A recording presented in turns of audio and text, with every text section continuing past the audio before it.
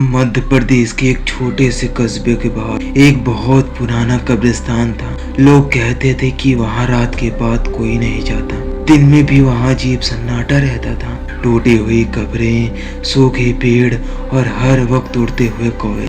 गांव के बुजुर्ग अक्सर कहते थे रात के 12 बजे के बाद वहाँ किसी के कदमों की आवाज आती है, लेकिन कोई दिखाई नहीं देता। शुरू में सब इसे अफवाह मानते थे, लेकिन एक रात कुछ ऐसा हुआ जिसने पूरे गांव को हिला दिया। गांव में अर्जुन नाम का 17 साल का एक लड़का रहता था। उसे भूत प्रेत जैसी बातों पर बिल्कुल भी विश्वास नहीं था। एक दिन अपने दोस्तों के सामने उसने हंसते हुए कहा, अगर वहाँ सच में कुछ है तो मैं आज रात जाकर देखूंगा। दोस्तों ने उसे रोकने की कोशिश की, लेकिन अर्जुन नहीं माना। उसने रात 11:45 पर मोबाइल की टॉर्च ली और अकेला कब्रिस्तान की ओर निकल पड़ा।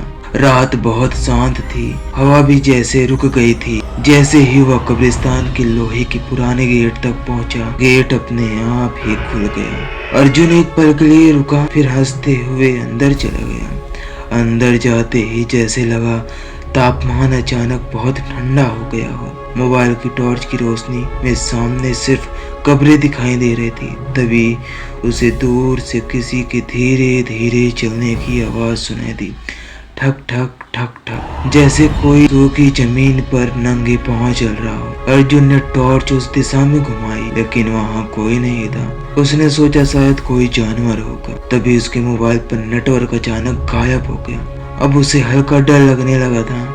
वह वापस मुड़ने ही वाला था कि उसकी नजर एक कब्र पर पड़ी। उस कब्र पर ताजे फूल रखे थे। अजीब बात यह थी कि उस कब्र पर नाम नहीं लिखा था, सिर्फ एक तारीख लिखी थी, 7 अप्रैल। अर्जुन एकदम रुक गया, क्योंकि उस दिन भी 7 अप्रैल ही था। उसका दिल तेजी से धड़कने लगा। तभी पीछे से किसी ने बहुत धीमी आवाज में उसका नाम लिया, अर्जुन। वह तुरंत पीछे मुड़ा, लेकिन वहाँ कोई नहीं था। चारों तरफ सिर्फ अंधेरा ही अंधेरा।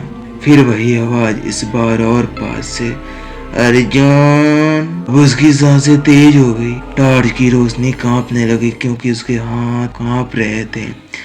तभी उसने देखा एक सफेद कपड़ों में धुंधली सी परछाई दूर एक कब्र के पास खड़ी हुई थी। चेहरा साफ दिख नहीं रहा था, बस लंबे बाल और बिल्कुल स्थिर हुई खड़ी हुई आकृति। अर्जुन ने डर के बावजूद पूछा, कौन है?